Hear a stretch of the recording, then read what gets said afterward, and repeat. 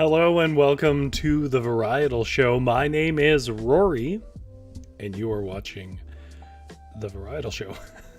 But you are watching it on Varietal Literature's YouTube channel. Now, Varietal Literature is a group of writers from Vancouver who enjoy having fun with narrative. If you've never been here before, what we're going to do tonight is sort of, I call it the Bob Ross thing because I don't have a better way to describe it, but Bob Ross basically just invited people to paint along with him in a somewhat guided way. That's sort of what we're going to be doing tonight. I'm going to take some stock photos. We are going to write together. And we're going to share our work together, and it's fairly chill. If you are the type of person who's not watching this live, then check the description. There will be a little hot links. You can jump ahead in the video to whatever part most interests you. And yeah, that's what we're up to tonight. Tonight's our very chillest of chill streams. Sometimes we do things that are a little higher energy and silly. This one is mostly just calm. I see Big Drew and GS are in the chat. Hello, Big Drew. I'm glad to see you guys here. I just realized I need to pull something up. Because as we know, it wouldn't be a varietal show if I had the stream actually prepared.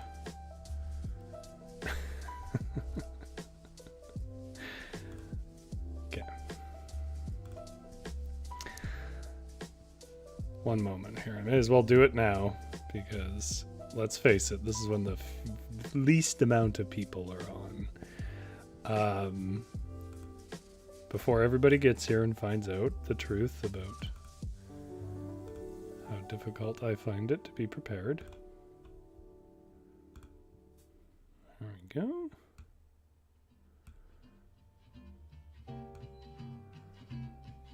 And there we go. Okay. Well, you won't be able to see that yet, but we did fix a problem. All right. Now.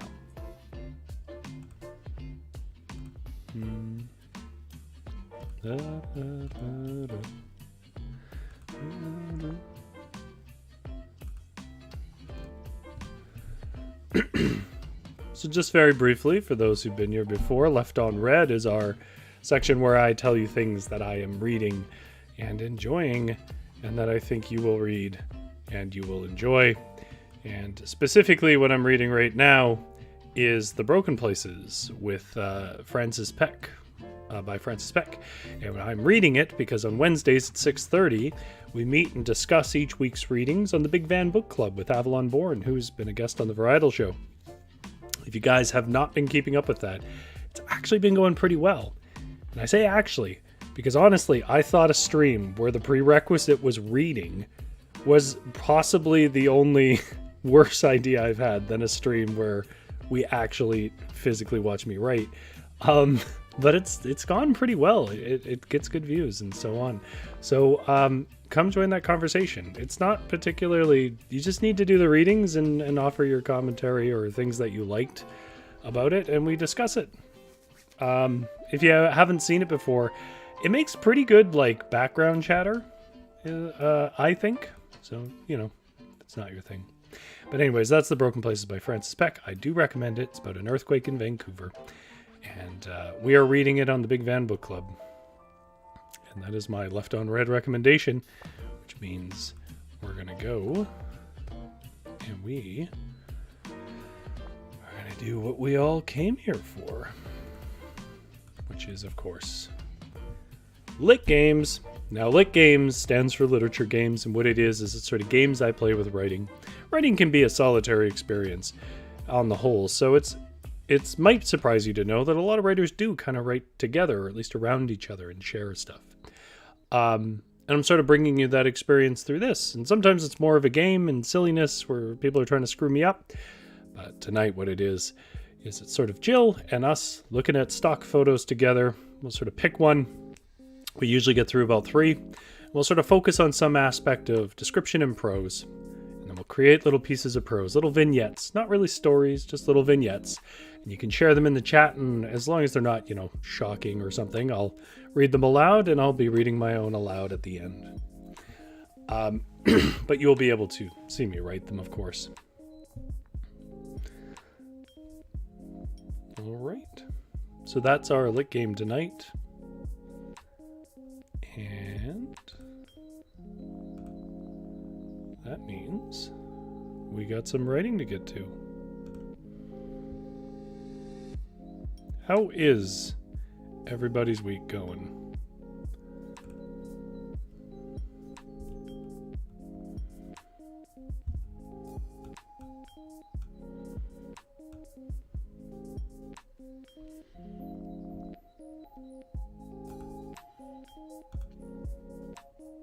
There we go.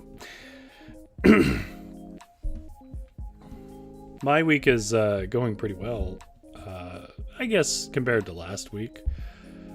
Something I haven't mentioned, because I think it would stress people out, is I've been trying to capture kittens. We found a collection of sort of feral kittens in some bushes by a rather busy road, and we caught all but one and their mother. And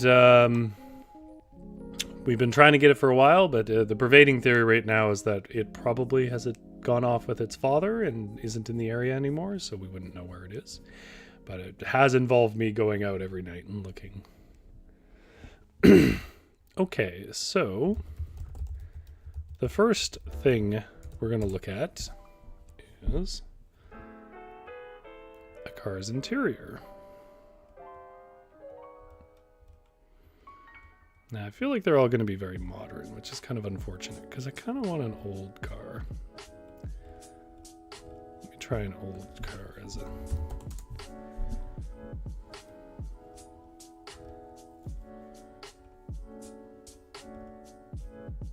Wow, that's a wild colored car. I think this is a little older than I wanted it to be. Is there a middle ground between like 1940s and 2020?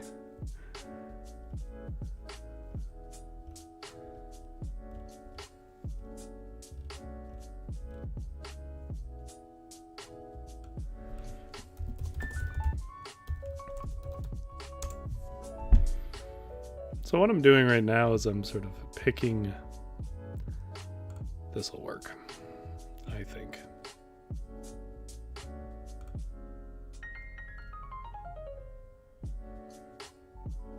Could probably make that just a little bit bigger.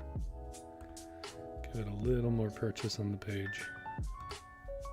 I'm gonna move this up just a bit.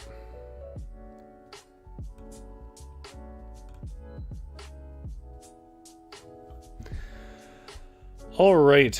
So my goal tonight is to write about memories, or to use sort of memories as a role in prose. So we have a picture up here, and you guys can make of it what you will, basically. I'll be sort of writing along with you, but basically, as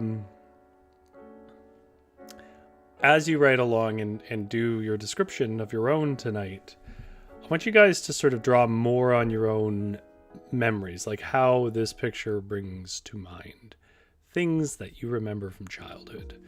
And I sort of see that GS is already giving some ideas. Lots of wrappers on the floor or a full ashtray. Big Drew says, Rachel is here, sort of. She's under the weather and very out of sorts this evening and kind of babbling incoherently. Oh, I'm sorry to hear that she's under the weather. Feel better, Rachel. That's an order. So let me give you an idea of what I mean. Whoops.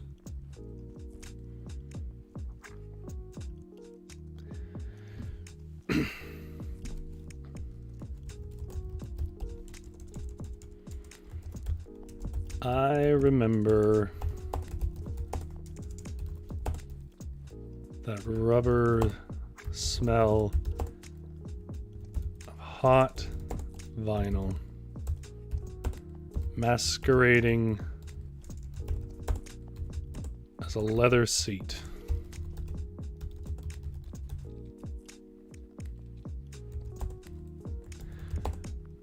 The way it cracked and pulled at the seams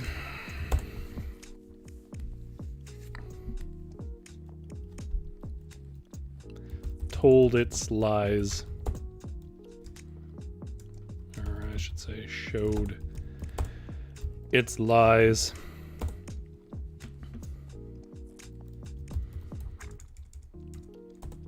Of being some sort of animal hide. It was a manufactured replacement. Something we could afford.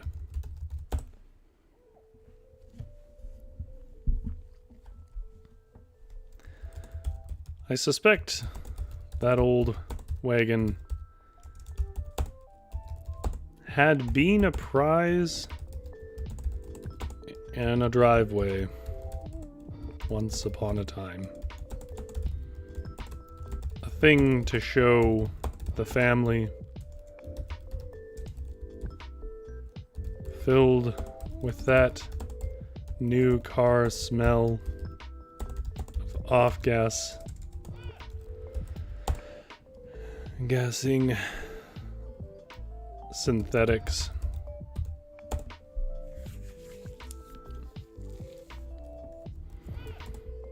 But now it wasn't a prize, it was a tool. It wasn't chosen for features or style or its ability to cohere with my lifestyle. It was just a way to move about the neighborhood and lug with us the black and gray soaked newspapers that would be my allowance. GS says we were all a prize once upon a time. Were we, though?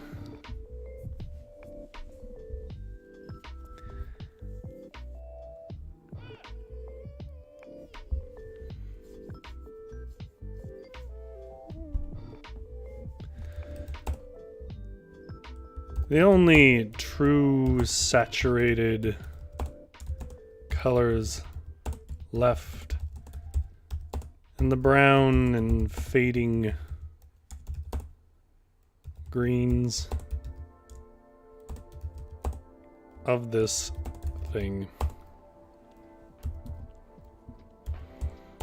was the bright yellow and red wrappers of any number of burgers. Food you could get cheap enough when you couldn't go home.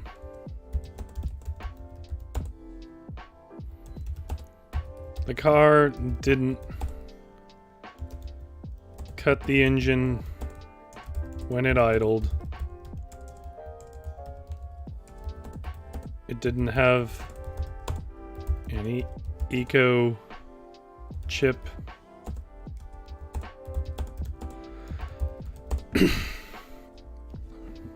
And it didn't make much sense with Gulf War gas prices.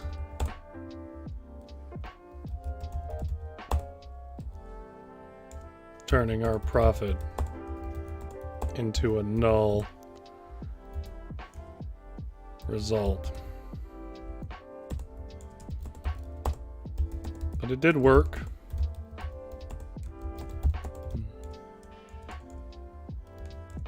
And that was all we really knew to matter.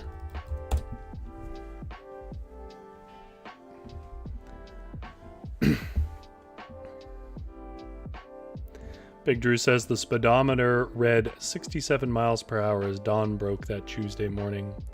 Matchbox 20 came blaring out of the radio, but it showed up late as 3 a.m. had passed some time before. Oh, the song 3 a.m. That's right. That didn't stop me from singing along. The sky became pink as the clouds began to appear airbrushed upon the morning. A veil of fog settled around the red rock monoliths, began to lift.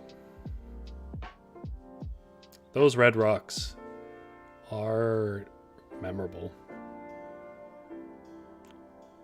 The whole, desert, once you start pushing that way, goes so red.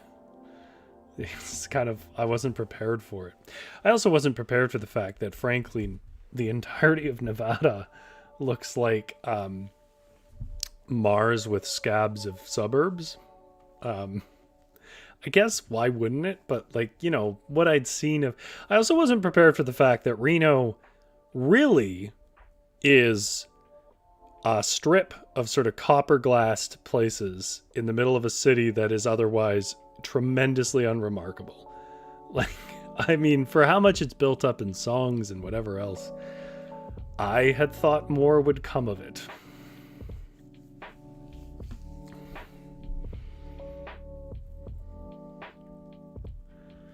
Alright, so if you guys haven't been here before, you kind of get the vibe. If that's your vibe, if you want to sort of ride along with us. Idle thoughts and memories. We sort of pick things to work from. I'm going to have myself a little drink of water and we'll discuss chat. I'm sort of done my first little warm-up vignette. What do we want to do next? Our theme here is memories. We're sort of writing from memories. I should be clear, I used to deliver newspapers, but this isn't very... when I say writing from memories, I'm not trying to write an autobiography. It's not nonfiction. I've sort of blended in some things. The car that I used to deliver newspapers in did not have a green interior.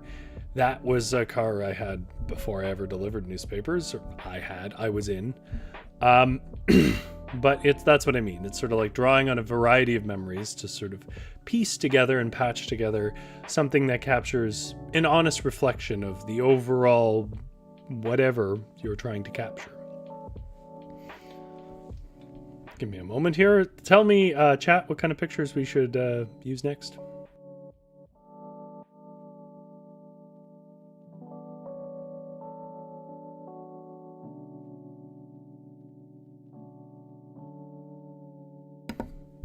Big Drew continues. I let out a sigh as another gorgeous morning presented itself while I traversed the desolate, vacant highway. The Matchbox 20 turned to Alice in Chains. Here comes the rooster. Oh, yeah. That's so great a rendition, isn't it? I know. You don't need to tell me, chat. That is equally, if not better, than the original. Gotta vote for waterfalls. Let's see what we get from waterfalls.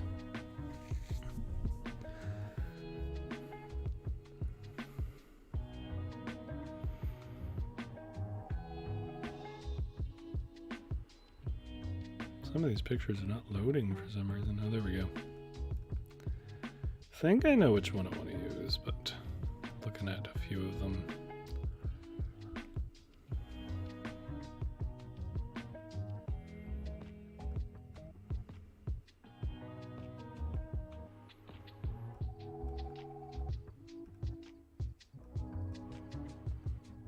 Yeah, I just realized as I went through this of how many different memories I have wrapped around waterfalls. Like this little one here, this reminds me of this garden in the Gulf Islands, which is islands close to us here. They're part of this, basically the same chain as what Americans call the San Juan Islands. They're sort of separate, but they're part of the same chain. They run up the Pacific coast, and I rode around them on my bike 10 years ago, pretty much this month, exactly 10 years ago. And there was this one place on, I think it was Saturna Island, that was sort of a little Japanese garden. Well, not little, it was pretty elaborate, but like it wasn't like a grand imperial garden. It was a small island, small garden. And that reminds me of that. But then also, there's stuff like this bridge here and this guy here. These remind me of when I went to Hawaii. There's an enormous waterfall you can go and see. And then there's this one, which is probably the one I'm going to use, which the waterfall less so, and more so the water down here below reminds me of a swimming hole near my house when I was growing up.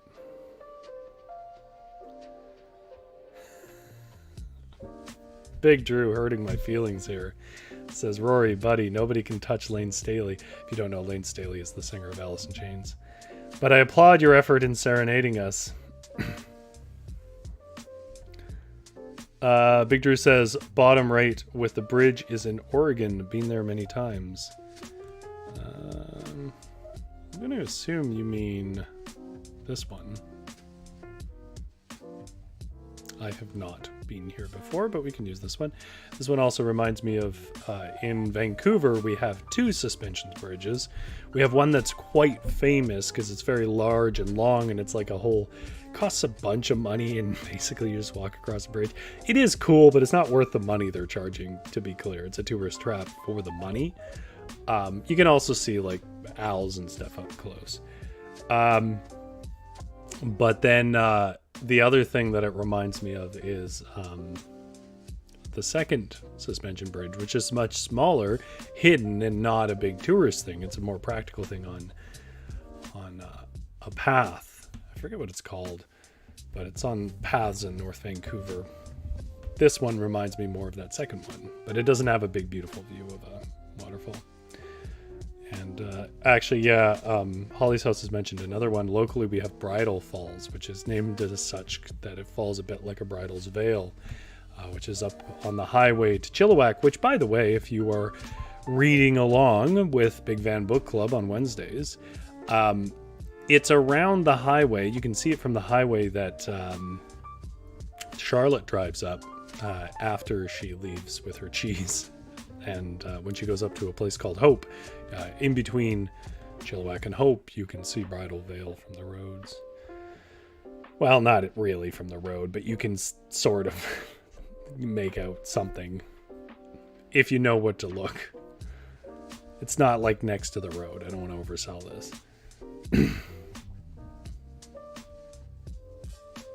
This is Multnomah Falls, apparently. There are some excellent legends. Okay. Yeah, this is not a suspension bridge. Yeah, this is not. Leung Canyon, that's right. That's the other. The Capilano's the big suspension bridge. Okay. Let's write around this. So memory writing 2. So again, when I say we're writing from memories, I mean all writing is done on memories, right? The way that we use memories is to attach meaning to objects in the environment. I'm sure that's not very helpful, but part of the thing I try to do on these little sessions of description and so on is I try to give you some insights as to the less technical side of writing. Like, I feel like YouTube is pretty littered with people that'll give you like how to write a story in 3 steps and stuff. And I don't want to say that that's without purpose. I mean, there is a mechanical aspect to writing. It does help to understand what acts are and character arcs and, you know, the sort of mechanics that underlie it. Even grammar. Grammar is really important to telling a story, not just for clarity or picky reasons. Grammar gives you options for articulation and how to form a sentence, so it's good to know grammar. However, a lot of what you're trying to do when you're an artist in general is identify things in the environment. and ascribe to them meaning. Because the environment, as William James put it, is a busy, buzzing, in its raw form, it's a busy, buzzing, overwhelming sort of noise and light. And so we as humans start to give things structure. We call that a waterfall, we call that a bridge, whatever else. But, you know, it really is just sort of collections of color and light, and various types of objects, right, are sort of imposed on it by us. So when you are writing, I cannot meticulously describe this entire landscape. So instead, I'm going to use my memories of being around waterfalls or being in the back of cars and remember what stuff stuck out to me. What were the sensory spikes? And that informs a more realistic rendering of it than a very detailed one would. So, you know, the thing that anybody who's been this close to a waterfall as that bridge would take you will know is the mist, right? And how much it soaks into you, even on small ones. There is a very peculiar smell to it. The other thing I remember is that when you get near waterfalls, the sort of stuff that grows on the rocks, because it never quite gets dry, it is a darker, richer, more emerald green than you normally see on moss and so on, away from places so moist. So, like, those are the kinds of things, when I say sort of ascribing meaning or significance, my experiences, writing from my memories of being around waterfalls, helps me shape it to something that feels real for a reader.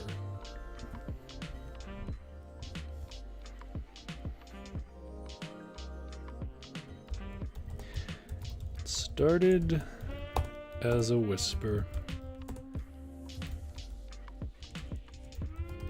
over the crest of a steep switchback.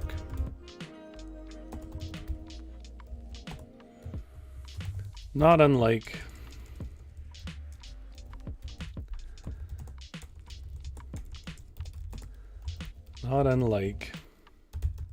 the sound of a rain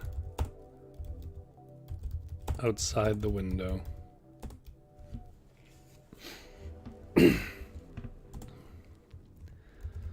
But between each crunching step in the damp trail rock, gravel? I don't like the word gravel here, but I'm not immediately thinking of anything else.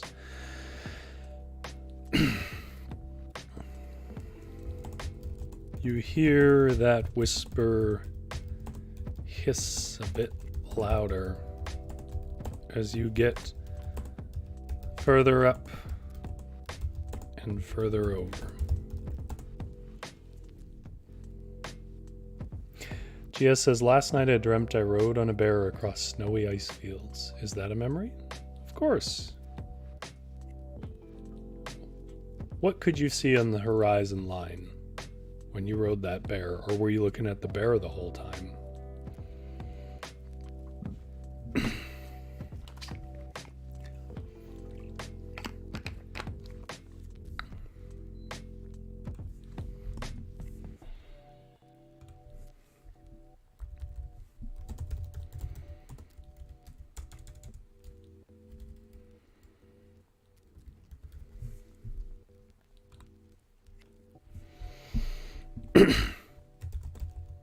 I knew a waterfall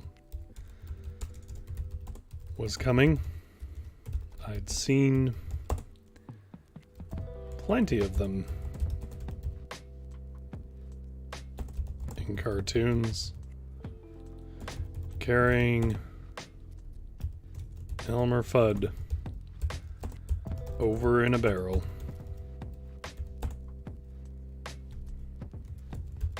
The hiss was Not a surprise. Yet, as I got closer, and the high, tight river drop just came into view, I realized how much its spray laden the greenery as if with tears.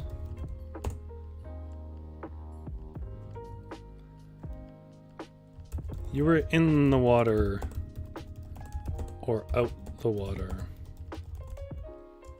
in a cartoon.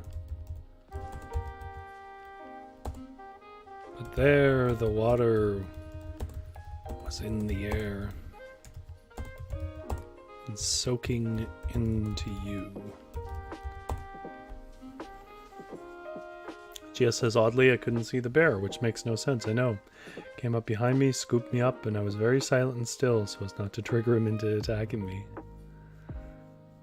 Holly's House says, I don't know how to play this lit games. You know how Bob Ross gets you to play paint along with him? We're doing that, but with prose. So we sort of use the pictures as a jumping off point, write our own little patch of prose or vignettes, and then we share it in the chat if we feel comfortable. And if you do share it in the chat, I will read it aloud as long as it's not, you know, shocking, as I said.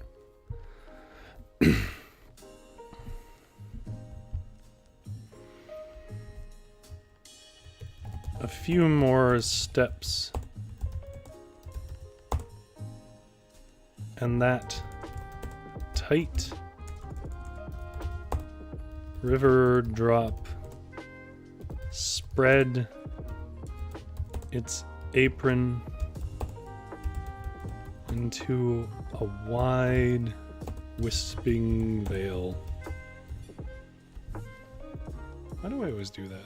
I use wisping a lot, and I constantly spell it with an H.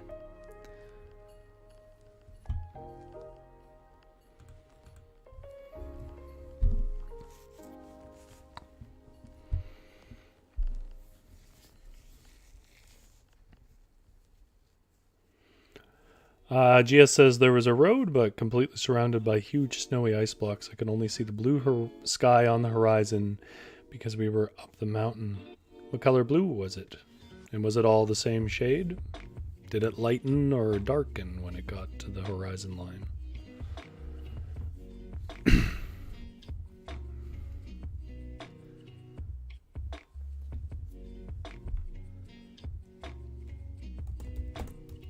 I saw that for all its power, which roared fiercely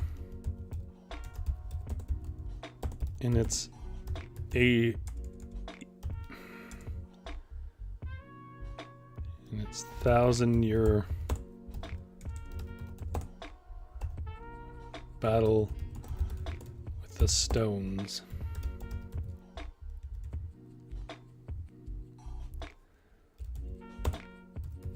It was in more a mother than a conqueror.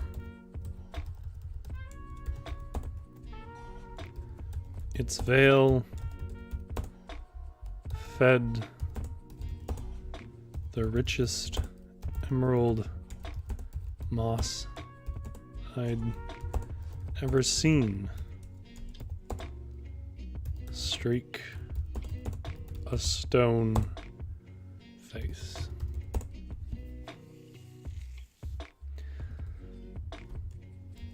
Though the leaves of smaller things and ferns drooped in the weight of the veil's big tears, they still grew healthier for it.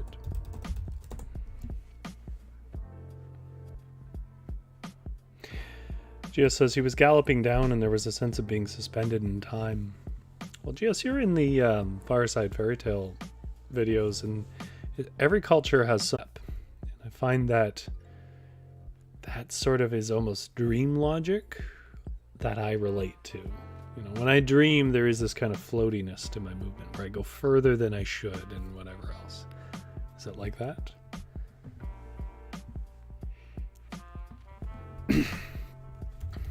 The waterfall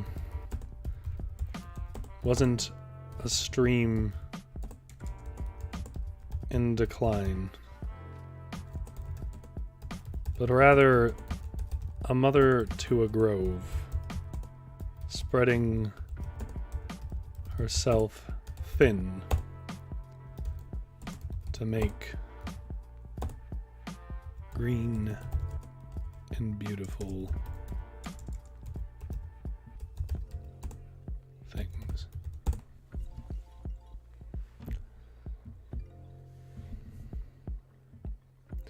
The steady descent was a fragile and slow fall, GS says. It's a pretty way to put it, though. Okay, let's see what Big Drew came up with. Big Drew's been really going at it.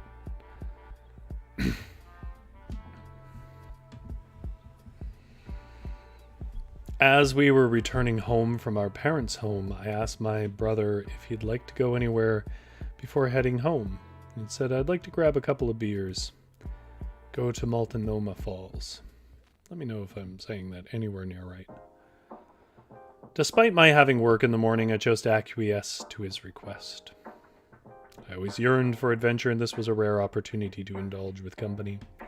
We made our way into Columbia River Gorge, and as the sun settled into bed, just beyond the horizon, the surroundings faded to pitch black, and we headed down the switchbacks. A few miles and several Stevie Ray Vaughan songs later, we arrived at our destination, pulling into a parking space. The car rattled and shuddered in the heavy wind. As we made our escape into the cool evening air, the wind whipped the doors open and carried a few loose, unimportant documents on the breeze. You hope.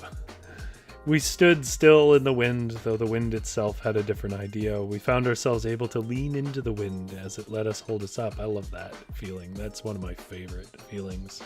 You get that on areas of Victoria, which is, for those who don't know, it's on Vancouver Island and right on the water there, on the Pacific Ocean. That's why you get wind.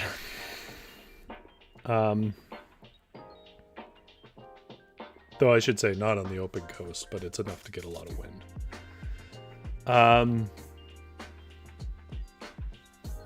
Our final goal before returning home was to see the mighty waterfall. 620 feet of ghost white pale water freely fell from the cliff on high to a series of wading pools and streams below.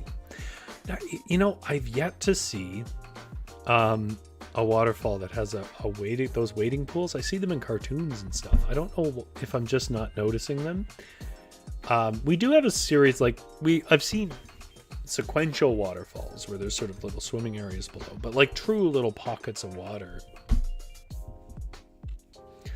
Gia says, I daren't take a breath, and I woke up probably because I wasn't breathing. Sleep apnea. Gia says, love Stevie Ray. I've had those unimportant documents fly out the window. Yeah, I find that a relatable detail.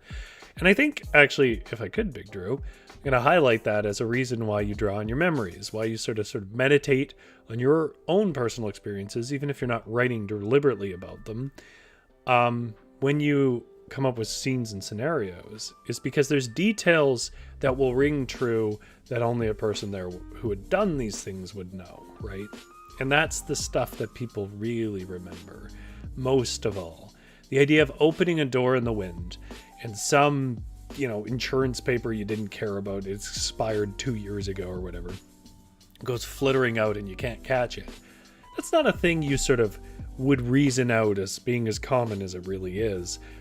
But that is exactly like those little moments that highlight you in that moment and make a person able to be there in that moment. Those things really matter when you're trying to put together a scene on what is always an economy of words.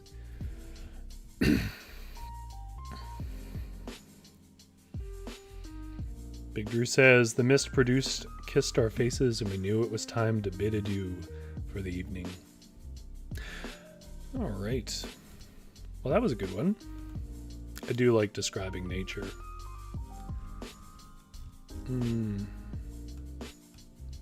But GS's has made me think of snow. So I'm going to see what I can come up with. I haven't been around as much snow lately.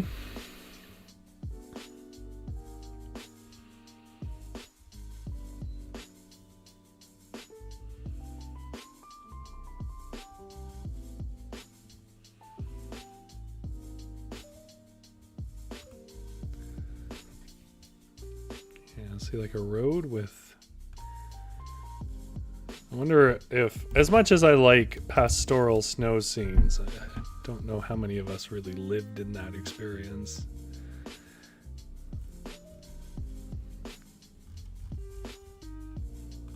I like this one.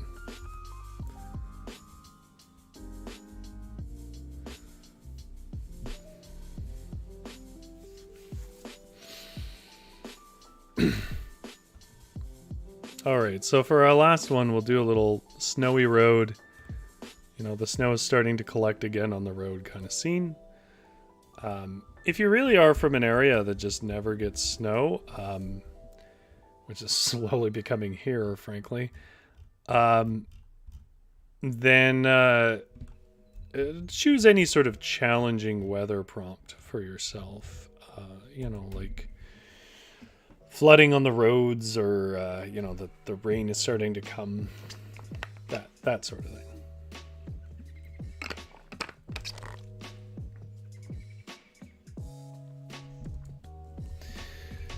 We were calling it.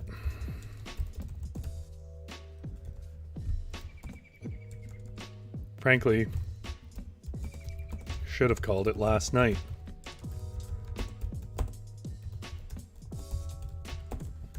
There was no point in dragging the whole office out here when the snow was already collecting on the road. We weren't even open yet.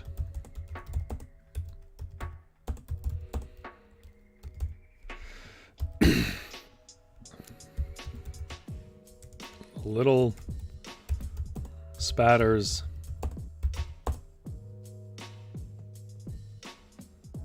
of ice. And the little spatters of... let's just stick with snow. Not overthink it. We weren't even open yet, and the little spatters of snow were already stamping themselves on the blacktop.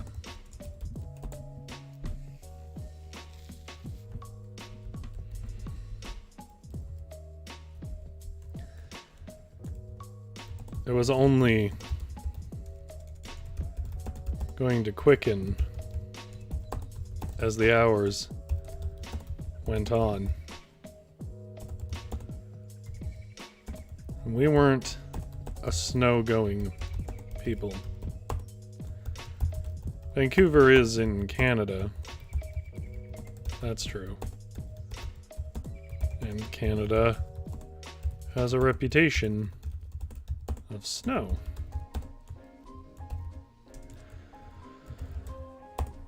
But Vancouver is a rainforest. Only one of its kind in the whole world. It rains. Go some hours north. Sure. They wouldn't leave for a bit of ice And a few inches of wet pack.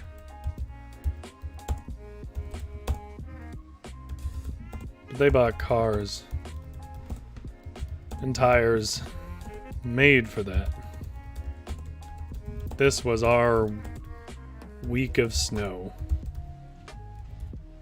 Probably really only a few days. And to stay when you drive a two-door hatchback with all seasons, well, let's just say you send a text to loved ones before you do that.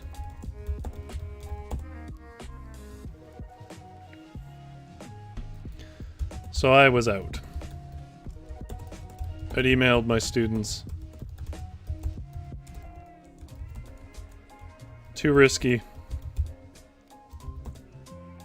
Go home.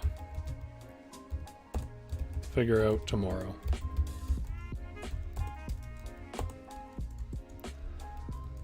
Most were grateful.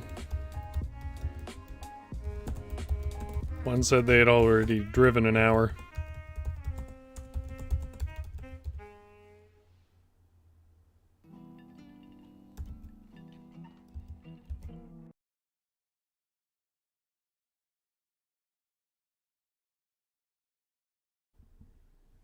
Well, hopefully I am still broadcasting. My computer just sort of restarted on me. Well, not restarted exactly. It does this thing occasionally where it suddenly goes to sleep. Never figured out what it was, and it doesn't do it freaking enough to figure it out. But I'm not going to continue until I know for sure that I have people here. So let me know if I'm still there. I'm going to have a drink of water.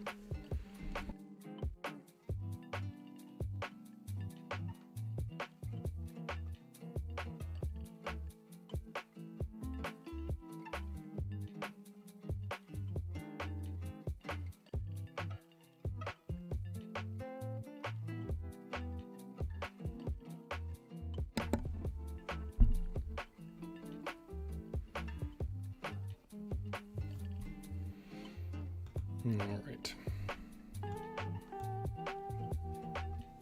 In the meantime, I guess I can read some of what Drew's been writing here. And when I get some confirmation that we are live again, I will carry on. Breaking news: snow in your neighborhood. The voice on the television exclaimed. The children were elated as this meant that classes were canceled, but I was a bit more stressed than satisfied. I would be stressed too. Oh, Jesus.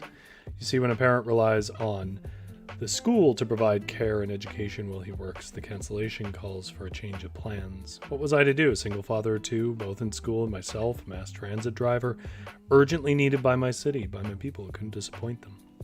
Fate was on my side for once. My mother owned the bakery just down the block, and her long-standing tradition of providing free hot cocoa to those daring enough to brave the weather kept business up. I like the characterization there. One said they had already driven an hour.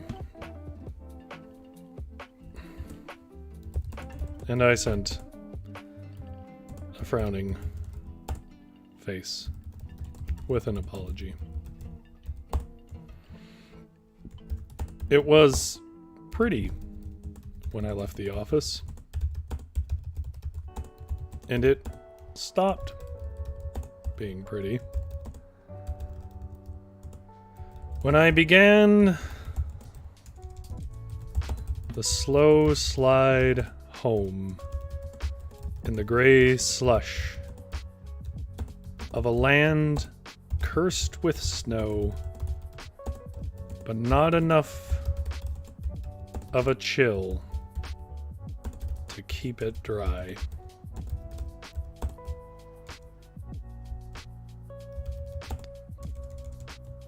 like a pit of vipers.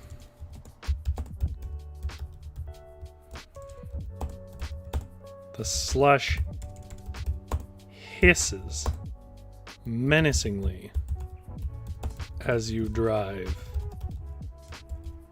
threatening at all times to layer up on your treads just enough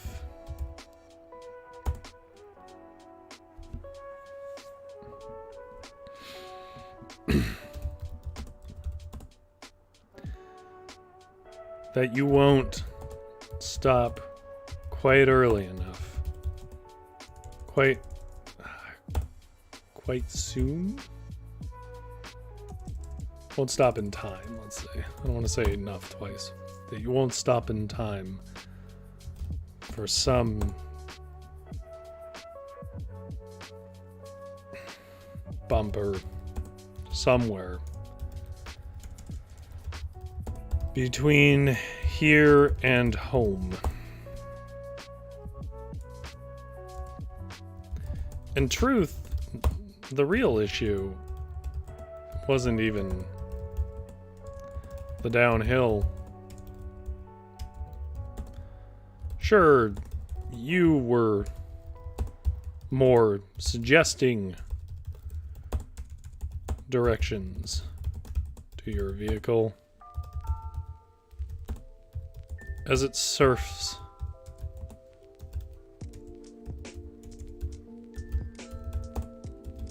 through the road, grime, river,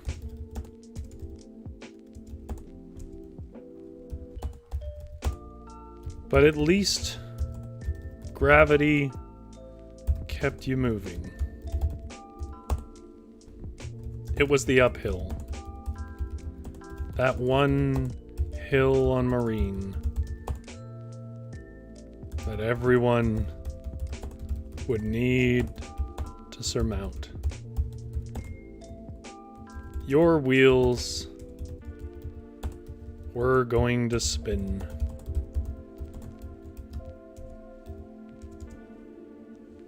And when they spun,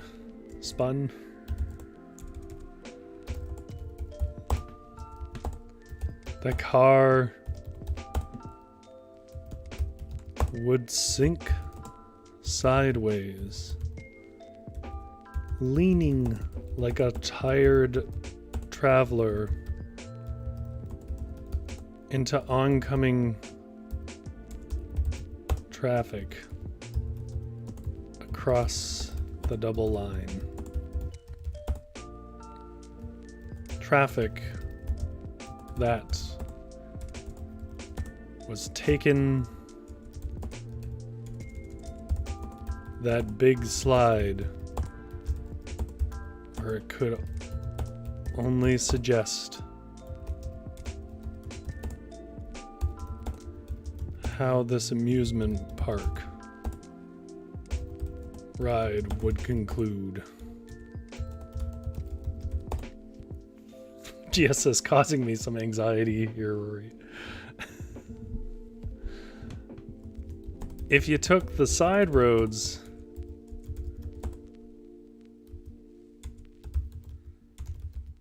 well, you didn't.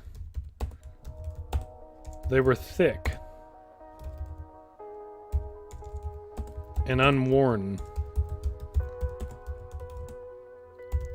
You needed true snow tires for that. So you do that Vancouver shuffle. The slush wiggle. The slow window wiper back and forth up the steep hill,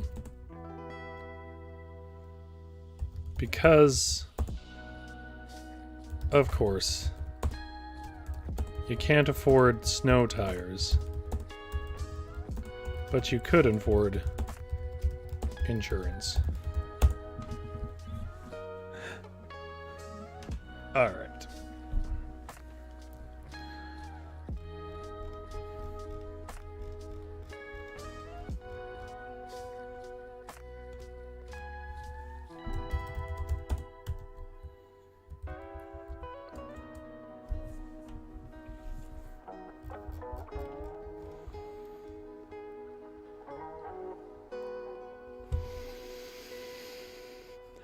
Finishing up Big Drew's thing here, Free Cocoa Day meant a line and a need for extra hands.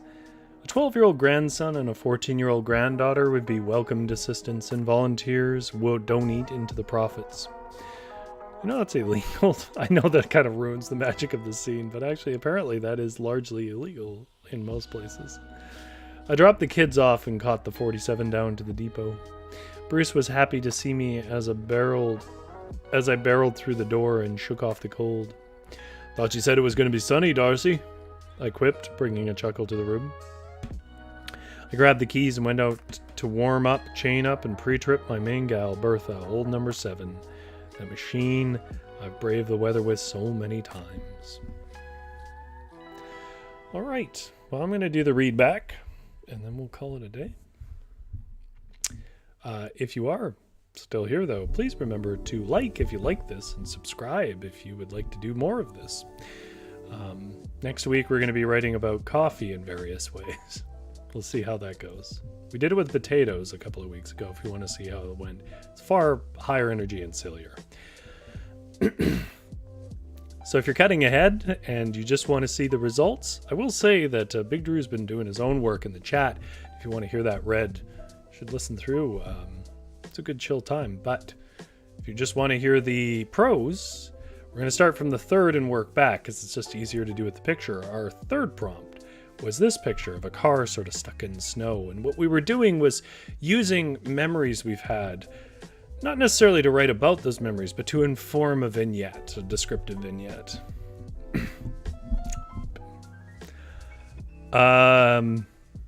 We were calling it. Frankly, we should have called it last night. There was no point in dragging the whole office out here when the snow was already collecting on the road.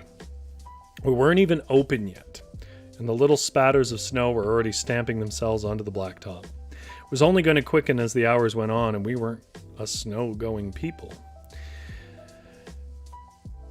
Vancouver is in Canada, that's true, and Canada has a reputation of snow, but Vancouver is a rainforest, the only one of its kind in the whole world. Which is true, by the way. It rains.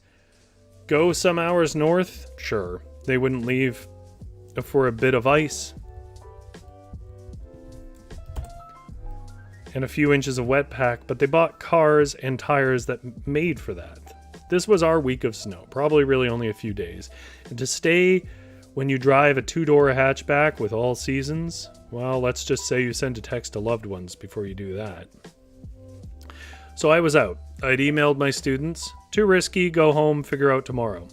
Most were grateful. One said they'd already driven an hour, and I sent a frowning face with an apology. It was pretty when I left the office, and it stopped being pretty when I began the slow slide home in the gray slush of a land cursed with snow, but not enough of a chill to keep it dry. Like a pit of vipers, the slush hissed menacingly as you drive, threatening at all times to layer up your treads just enough that you won't stop in time for some bumper somewhere between here and home.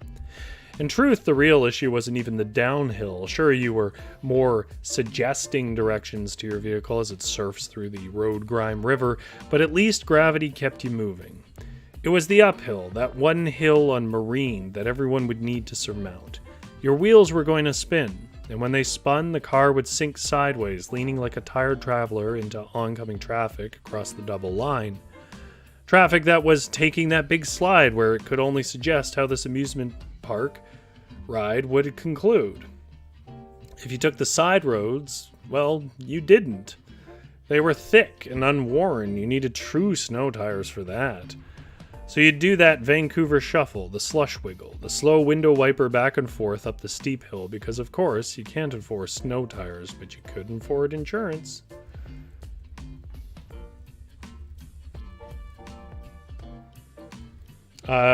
Big Drew says, Marine is a nice drive, but I bet it's challenging in the snow. It's challenging in rush hour, frankly. It's just a very busy road. All right, and then our second one, I'll just get that picture up here.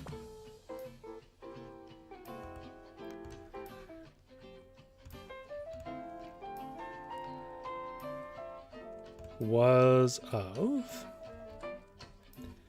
waterfalls, and specifically we used this one.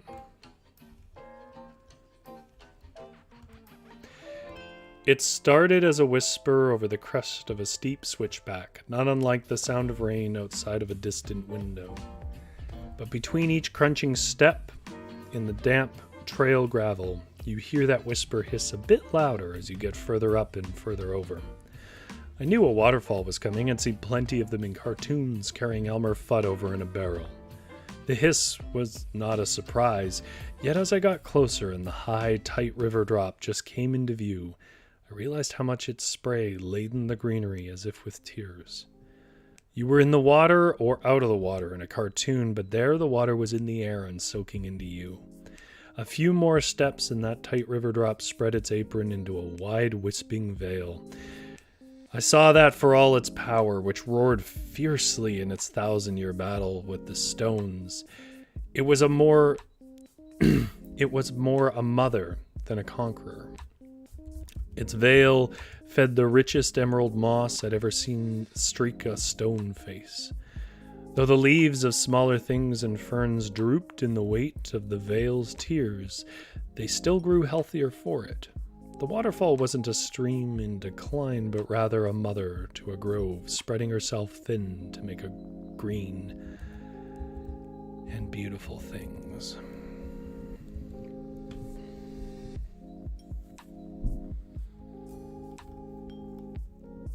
Also, I should add, it depends on what marine you're talking about. Marine stretches through a lot of area.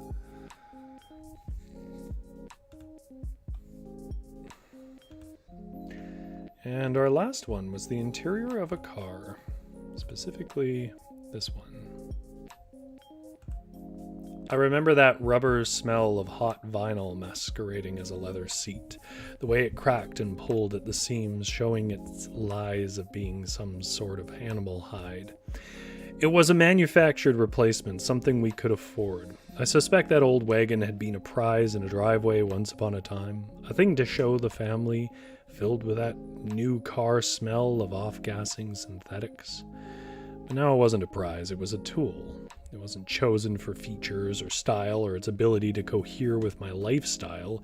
It was just a way to move about the neighborhood and lug with us the black and gray soaked newspapers that would be my allowance.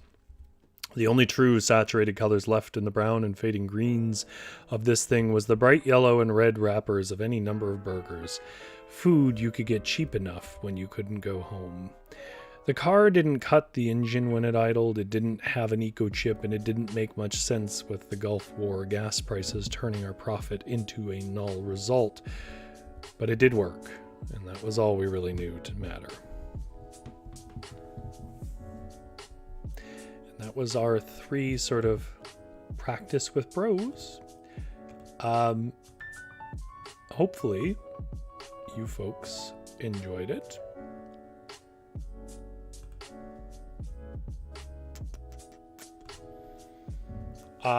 Just a reminder that Tuesdays at 6:30 is when we'll be back, and Tuesday at 6:30 is Fireside Fairy Tales.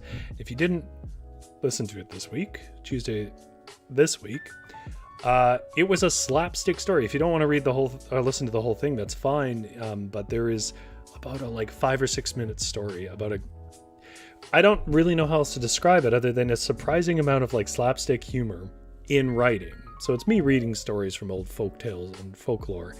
And that one in particular is about just a guy who's kind of a snob about his wife's housework, thinks it's easy, tries to take over it for a day, and just makes an absolute hash of it. And I really enjoyed it. I enjoyed reading it, and I enjoyed reading it to people. So you guys should check that out. But as far as anything else goes, thank you to everybody that came and hung out here. And whoops, just realized I forgot to turn this off.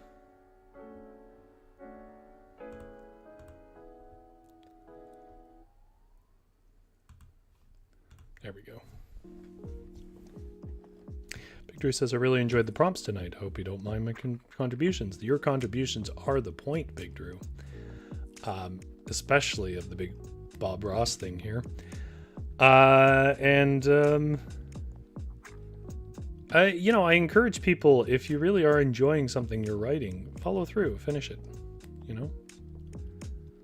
Life is short. Finish your stories if you can.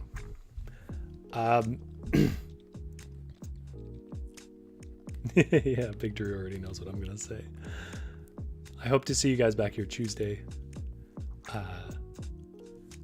Gotta go cash out the store, although I think in the fiction, the metafiction, I'm technically on vacation, I think, in this version of it. But let's pretend I'm still at the store.